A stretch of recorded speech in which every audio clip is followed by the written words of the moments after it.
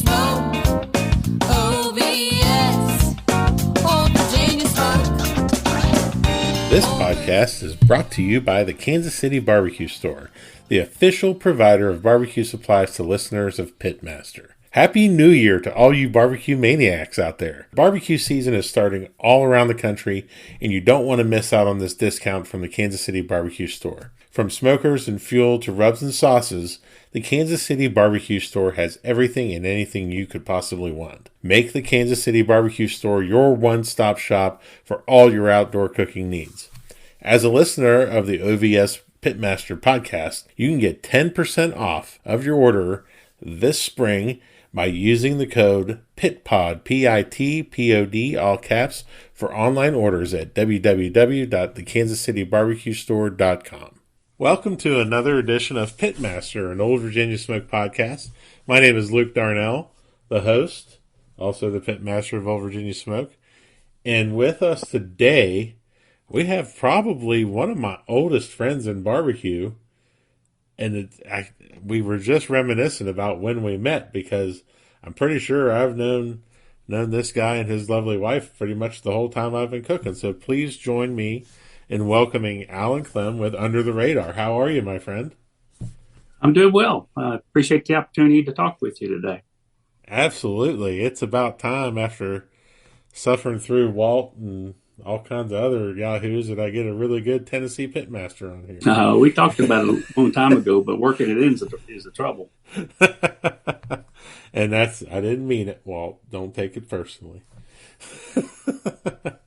So we were just chatting about when we met, and you pinpointed it at around 2013 at the Shenandoah, I believe it's called, I'll look it up later, the Shenandoah Barbecue Festival or something like that. And it was, if I remember correctly, we were really cold that day. It was a cold Friday night or Thursday night, and hard to stay warm enough with the blankets, sleeping bags, eating the fires you had. It was just cold night. That's right. And those guys, the two security guards, went and got us a truckload of wood, and we burned it in the bottom of a Weber Smoky Mountain to stay warm that night. Was that what that was? Yep. I remember we had a fire. I didn't remember what you were burning it in. Yeah, those guys. We voided the warranty on that bad boy that night, and that was pre-solo stove days, I guess. Yeah, and the girls told me after that contest that they would not do anything like that ever again unless we had a trailer. So that's how the whole OVS trailer came to be. Wow. Yeah, it's been a while back. Yeah. It's good times. Absolutely. And we've had good times. We've had good times all over the country, it seems like. Got a picture. I'm staring at a picture. Where is it? No, she put it downstairs. I got a picture of Kim and Catherine at the KCBS meeting wearing the masks and all that stuff. Oh, yeah. I remember that. Yep, and I think we took the drum class together that year. Yeah, the Tim class. And Brad's. Yeah. Yep, one of the first ones, and that's right, because I brought that rib back in my pocket, my jacket pocket, in the napkin for Kim to try. And you guys gave me a ride back. I remember that now. It was a damn good rib. I mean, Tim makes a good rib. I had never had anything like it, and I kept asking for more ribs, and Terry was like, "What are you doing?" I'm like, "I got to take one back for Kim. She's got to see what this is all about." It was good. But back then, you and I were both cooking on different things back then. Now we're both on stick burners, and just how we progressed, huh? Yeah, we were on backwoods for several years. I forget. Yep. 6-7 years maybe on backwoods before we switched to the outlaw offset in 2019. Do you like cooking on the offset more? I do. I mean, it's quite a bit different style of cook from the backwoods. You know, you're not running a guru to keep your fire and your temperature. You watching a fire and throwing a stick at the right time, and dialing your temperature up or down. There's more to it. You got to pretty much sit there and keep a hand on things, which I actually like. I like it too. It was the backwoods cook was getting kind of stale, and it was getting kind of too routine. And now I like putting sticks on a fire, and I like having to watch it and be engaged. I think it's made me a better cook. I'd have to agree with you on that. You're more present in that cooking process than you might be if you've got a guru to sort of, hold your temperature right on what it's supposed to be. You're more apt to see what's going on and catch something if it's getting away from you. Absolutely. What's your 2023 looking like? You going to be out there a little bit? We've been fooling with the schedule. We've looked at several March, April, May. Just now looking at June. I think it's going to be 12 to 15 this year. Yeah. Not quite as heavy as the 20 or so we've done the past 7 or 8 years. Right. A little bit lighter than in days past, I guess. Yeah. Diesel fuel and, other priorities kind of life taking over. Yeah, I hear you. You're kind of poorly named as under the radar, as you guys are always near the top and always hearing that name called. Well, back when we started, we were. Yeah, I thought it was a pretty good name back in the day. Oh, it's a great name, but one of the things that impresses me the most about you when we're on site cooking a contest is that you stay right in your zone, and you have a very quiet confidence about what you're doing. Where does that confidence come from? Wow, I don't know. Doing it for a while and trying to do the exact same thing every time, write it down to where it's almost second nature. You do something without even thinking about it. Making a lot of mistakes along the way too, I'd say. But Now, do you still take a lot of notes during a cook? not as many as I used to. Yeah. I used to write everything down, and each cook was page by page by page. Past several years, I'm sort of just made a standard timeline with the changes, and Catherine will keep a few notes on the cook as far as things we tried different in her log. But I don't personally write as many down. We'll of course talk about things going as we're coming home. What worked, what didn't. What do we want to try next time? Those kind of changes sort of just get captured, but not as disciplined as they used to be. Do you think that's more because of the different nature of an offset cook, like because things can change pretty much from day to day, and that you just kind of got to roll with it and take what's given? Is that that's sort of when I stopped taking as many notes, just because they didn't always apply. Yeah, that's probably, we did that too, but I don't know, after you get 150 or so cooks under your belt, you don't need as many notes. And I realized we passed 200 contests, Catherine and I together last year. Oh, wow. They sneak up on you in a hurry. So They do. I don't even know my number. Isn't that bad? I had to look it up, to be honest with you. I thought we were close to 200, but, we're over 200 counting the days before we changed our name to Under the Radar. Well, this always prompts me, with conversations like this, it's always good to have a tool such as barbecue data that I can log into here and look at. Wow, I'm at 230. Oh, really? Is that what it says? Yeah. Wow. For me, for Old Virginia Smoke. Now I got to look you up. And let's check. You were hitting it pretty hard there several years, wide open, so I'm not surprised. Yeah, there were a couple of years there were 30 plus, so that'll happen. That'll happen whenever you're still under the veil that points chasing and all that shit's important. Then you realize it's not really. Yep, you're at 201. Yeah. With 29 GCs. Wow, is that many? 29 GCs, 14 RGCs. Yeah. What category do you think you have the most calls in? Oh, it's got to be brisket. Yep, absolutely, by a lot, actually. Yeah, it's been on my best category for years. I've struggled off and on with all the others here or there, but brisket's been more consistent for us. Yep, chicken, pork, and ribs are all right there. But the most important stat on that page is easily the fact that out of those 201 contests, you've been in the top 10 150 times. Wow. 75%. That is a hell of a batting average, my friend.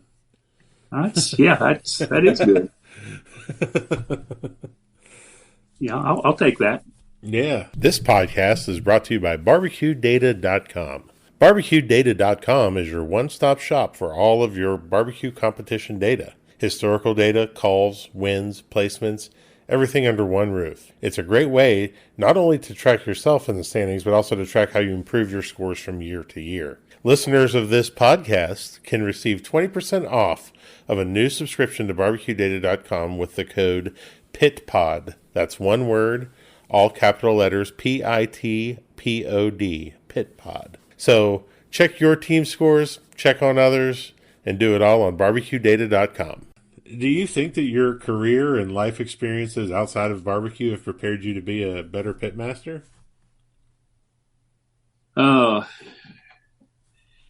Being an engineer probably helps a little bit. There's a logical thought process and probably being a little uptight too at the same time. When you're an engineer and an introvert, maybe you might think about things just a little bit too much. So yeah, probably. Well, we've talked a lot about your success. One of the things I like to talk about on here are failures, and failures especially that something that happened during a contest and you really learned from it and it set you up for success in the future. Do you have a favorite failure of yours? Not one particular incident, but early on when Catherine and I were cooking together, I really dumbed up. We were cooking and, she'd ask me, what are we doing next? I said, well, I'm getting ready to, put the ribs on. What are we doing next? Well, I'm getting ready to, put the chicken on, or you pick your thing. And she said, well, you know all that, right? I said, yeah, I got it memorized. And my mistake was not supporting her earlier, because she said, if you write that down, then I'll know what's coming next and I can help you. So I went at least a better part of a whole year, maybe longer than that, before we wrote all that down, the whole timeline, everything. And my work got so much easier because she took over so much of that stuff, and it really smoothed the cookout. So I was kind of dumb on not getting that earlier, kind of blew it. It's man, how do I say this without getting myself in trouble? It's a different situation when you're cooking with your spouse and realizing that, right? That you could have had them helping a lot more. Because I went through the same thing, And Kim now cooks the chicken. It's all her. She sits there, she runs that drum, she does everything. And it just took me forever, and it just might be because we're men and handicapped by natural stupidity, that she is built for that. From the detail-oriented and being able to sit there and adjust and do everything. And I don't want to do it. I don't like to do it anymore. I love it that she does it. It takes it off my plate. And your job got easier. Absolutely. She's doing a good job on that. You can focus on the other meats, and your cook could be better. Yeah, and she keeps asking more and more, what can I do? What can I do? And I keep giving her more, because why not? Makes it more fun. Makes it more fun for her, too. So who has impacted your life the most in competition barbecue? Wow. I've got so many hero-type people I've come across over the years. I'm not sure. I had to think about that one for a bit. It's a hard one. I had to think a lot about it, too, because you're right. I could talk about that for an hour, probably. Yeah. I had a lot of respect for Donnie Bray back in the day, because his was the first class I took. and he's a good dude too. Donnie's help anybody. So he was one of sort of my heroes at the time. You know, but then you come across all these other amazing people who will help you along the way too. We took that class together too, didn't we? It was his first class he taught. Were you there for the first one? No. I think I was there the year after the first one. Yeah, because he was still getting his notes down, and yeah, he was doing. Well, I've never done this before, kind of thing. So it was really just unfiltered raw. It was from where I was in my cooking career, if you want to call it that, it came at exactly the right time. I didn't know I needed the help. Right. He really gave us the help we needed to sort of smooth out some things and line out the cook and stop doing stupid stuff. That's kind of what I took from him too. The stupid stuff that I was doing didn't make any sense. Yeah, I did it the hard way for too many years. I'll admit to that. So when you have a barbecue issue now, who do you reach out to for help? Wow. I don't know. There's several people we'll talk some about, chicken or ribs or something like that. Some of the South Carolina guys out of Seymour. Some of the Tennessee guys quit cooking over here. Yeah. You were talking about people down in the Carolinas and anything. Do you ever call Walt for chicken advice? I need to. No, you Actually, don't. as close as he is to me, we don't talk much anymore. I need to holler at him and ask him about that chicken recipe. You don't flip that chicken over into butter, do you? Do what? You don't flip that chicken over into butter, do you? Actually, I don't. No. Good. I'm not a flipper. No, because you're a smart person who knows what they're doing with chicken. Yeah. But I won't argue with his results. I tell you that for sure. See, I will. Probably need to watch your video on Barbecue League about chicken. Pointers for next year. It's funny. People always ask me, "Is that what you really do?" And I'm like, 100%.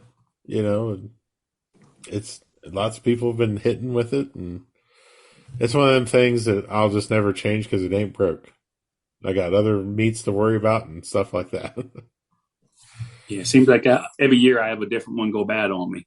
I try to bring it back to life. What was the biggest turning point in your life as a pitmaster?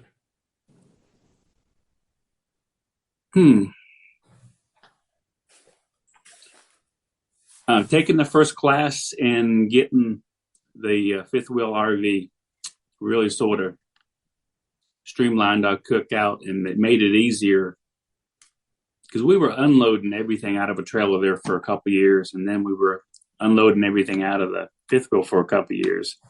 When I got everything built in the back and some tool chests and some countertops for workspace, it was a whole lot easier to cook. If you're doing it 25 times a year, we were doing it that many. Yeah. So the RV and a couple of good classes really settled us down to where we could focus on other things than sweating ourselves to death. Yeah, it makes a big difference, especially when you're doing a double competition. Yeah. And having all that stuff just ready to go, and you're not. People don't understand that doing a double. Yeah, you got to cook well, but you also got to take care of yourself and limit the amount of stuff you're doing and keep your brain straight.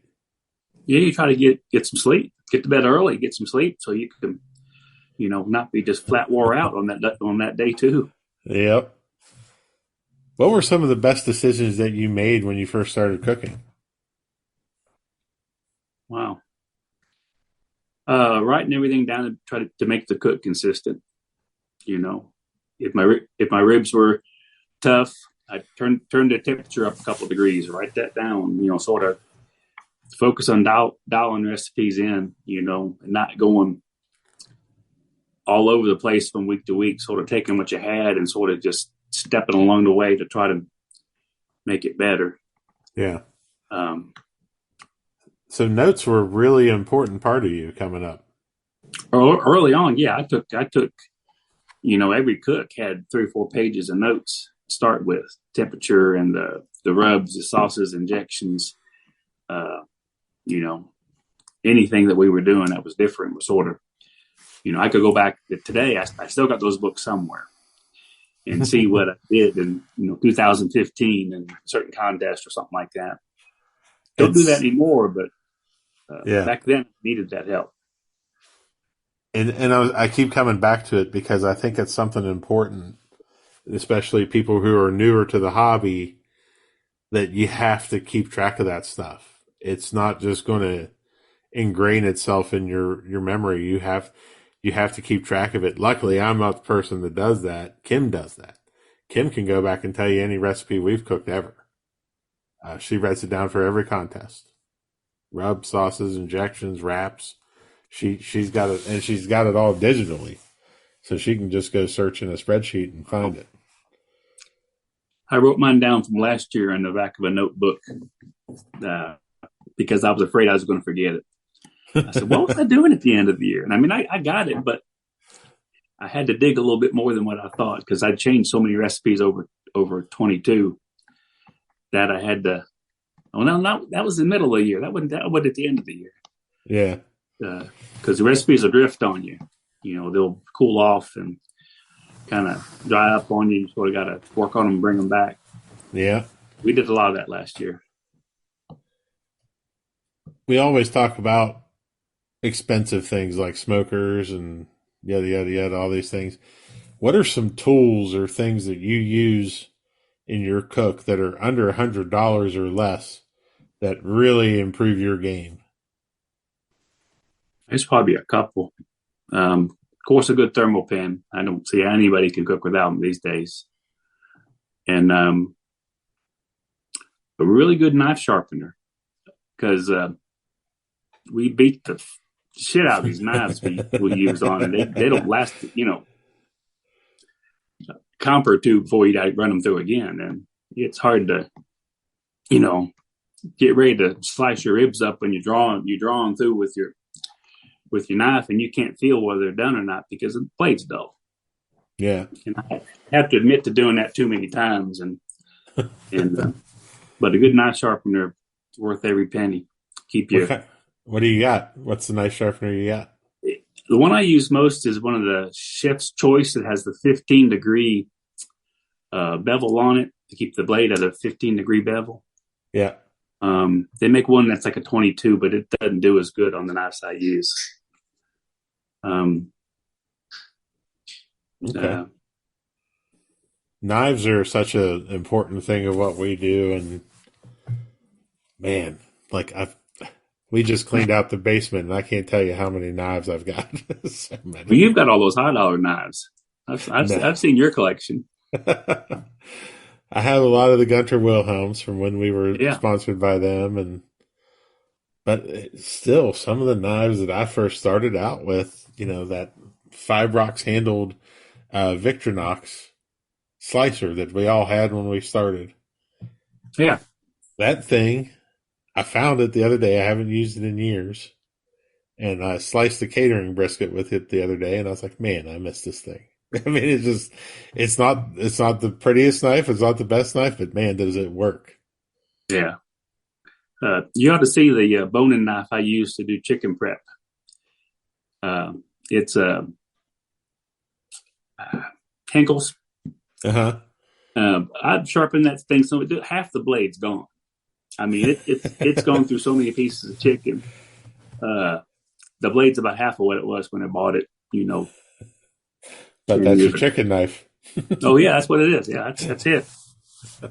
I have an old Wusthof boning knife, but I only sharpen it one time a year, and it stays in a safe place, but I rarely hone it or anything because I kind of keep my chicken knife a little dull. Just so I don't go through the skin when I'm doing that detailed work around the outside. Oh yeah. So It's one of the rules that I break with always have a sharp knife. That one I keep it kind of dull just so it keeps me from tearing skins, and especially trimming for a double. There's nothing worse than having five Oh more yeah, pieces to do and you start ripping through them. yeah. You only want to trim the bare minimum for a double. You don't Yeah. need to be going through 2 cases of chicken. Oh shit, man! I'm down to 9 pieces of contest. Oh, you got Uh, the Walt Moulton thing. I just, I just can't. Turn in 6, you got 3 others. That's right. I'm gonna eat one of them. Probably gonna let Kim bite another one, and then there's usually one piece left. So, Yeah, yeah. I'm not there yet, but I I could probably do that. You'd probably give me a little more rack space. you ever played around with legs? Long time ago, but I I could don't. never get them. They were so ugly. I'll just Yeah. tell you that. I mean, they may have tasted fine, but they were so ugly, and I could never get them pretty enough to put in a box. So I just, it was getting time to get ready to go cook, and I said, okay, I got to cook thighs because I know I can get a decent looking thigh in a box, and I I haven't gone back since. I can't. I don't like them. I don't like eating them. So I don't. I've tried cooking with them, and I'm like, I still don't like eating them. So I just don't make them. No, a perfectly done thigh has got the best chew you're ever going to get. I mean, it just melts in your mouth.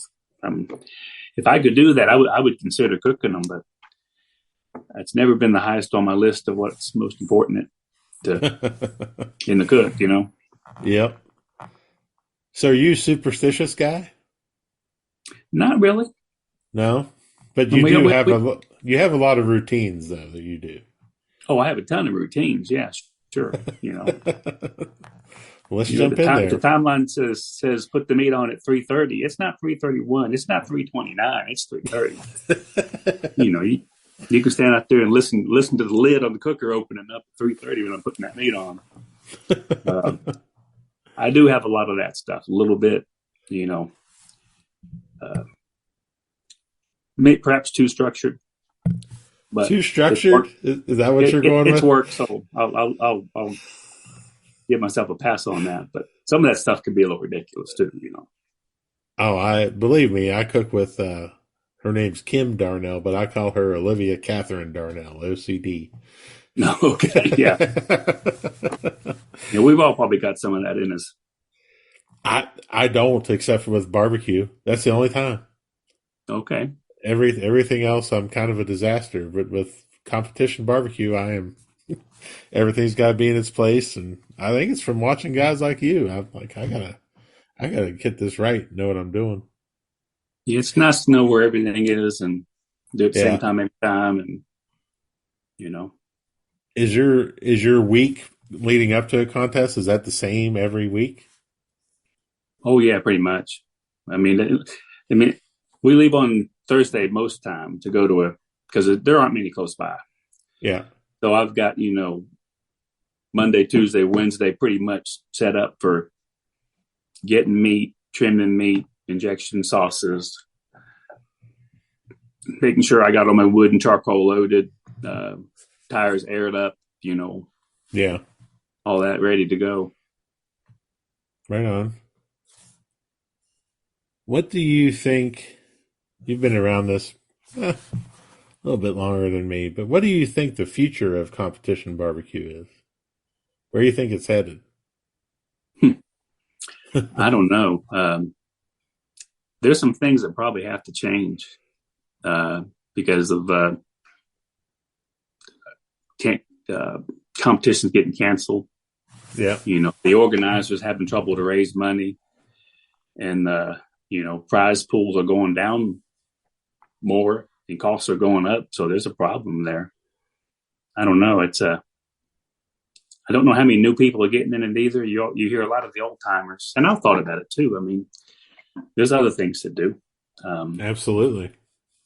We took that 5 months off during COVID and didn't cook a lick. Of course, there wasn't any comps to cook, but I had plenty of stuff to do around the house. I missed it, but I didn't. Right. So I'm not sure where it's headed. I think there probably need to be some changes to make it more sustainable. and hopefully we get some good people in KCBS working with the organizers to get the right ideas. Yeah, People working on.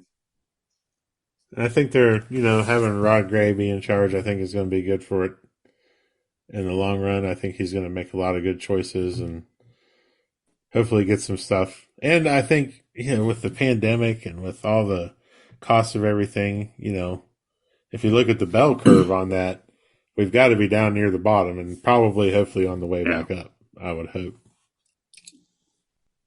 Yeah, I hate to know how much I spent on diesel last year. It's best. Those are one of those things that's best not to track. Yeah. Catherine could probably tell me, but neither one of us probably wants to know. Right. What do you think? I might ask you this one before we get into the rapid fire questions. What do you think separates a good pitmaster from a great pitmaster? We can all buy good meat. We can all cook on the right cookers. Not everyone can get it tender every time, and not everyone knows the little things that make a difference. Saving a bad cook or that gut feel that brisket needs 15 more minutes, even though it feels tender. Because we can all take the classes and get the recipes, and we can buy the meat. It's those other. And they're important. I mean, if you can't get the meat tender, you're not going to win. Right. Recipes, 20% of it. Yeah,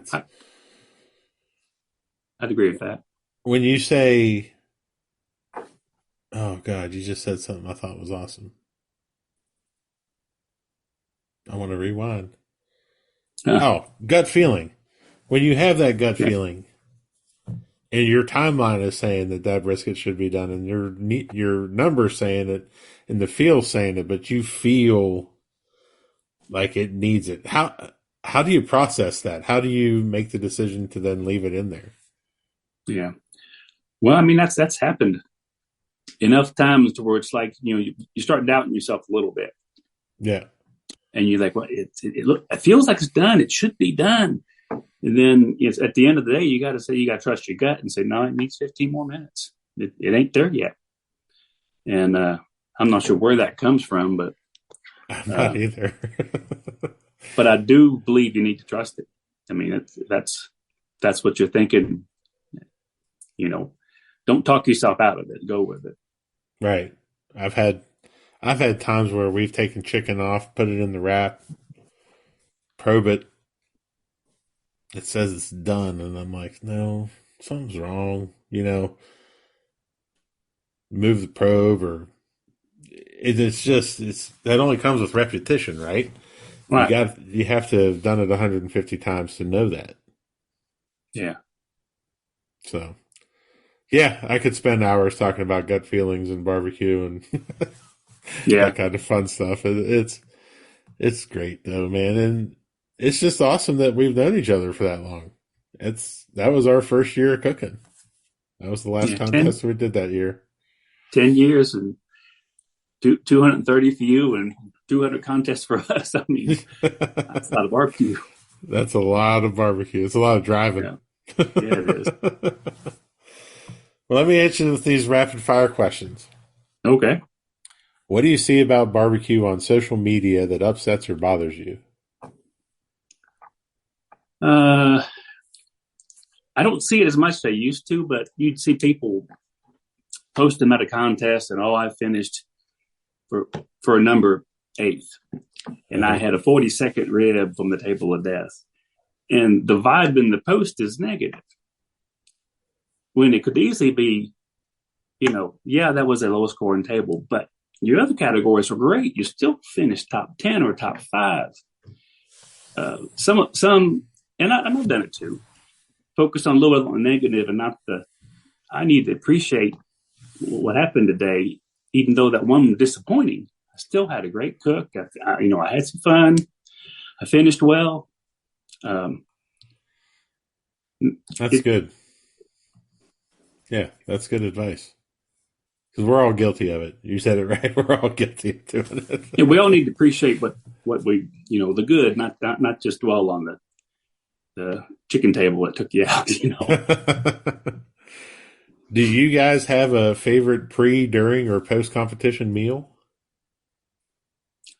We seem to eat a lot of ribeyes on the Weber kettle. Sometimes we'll go out and get the Mexican or something like that, but we seem to grill out a lot at the campsite with hard to beat a good steak. Yep, that's good. Do you have a favorite present that you like to give to people?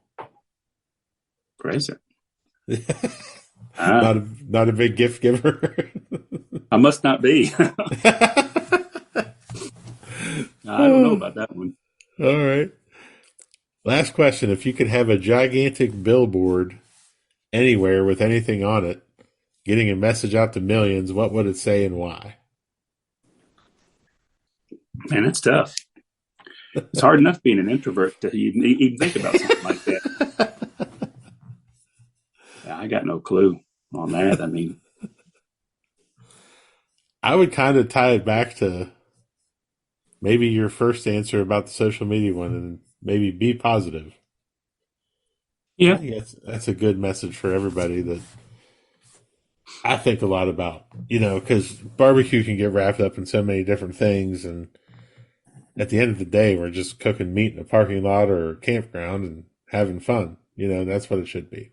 yeah. There still needs to be fun in it because, I've cooked 20 some contests a year. You've cooked that many or more in a year. Sometimes it's a job, and it can lose some of the fun. So you got to always try to keep the fun in there because, Absolutely, a lot of work. So what's first for you this year? We're going to Iron Station, North Carolina. Okay. At February something, 24th, 25th. Yeah. Very stacked field. It's ugly in terms of the teams that's there right now.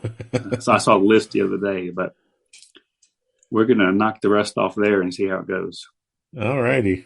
Cool, man. How about you? Where you at? I think our first one's not going to be till barbecue gives back. Oh, okay. Here in Virginia, and we've just got a lot going on with the business and a lot going on family wise, and right. Yeah, and I'm not quite ready to start driving 10, 12 hours contest. So I still got some practice cooks to get in somehow. I got to do that too. Yeah.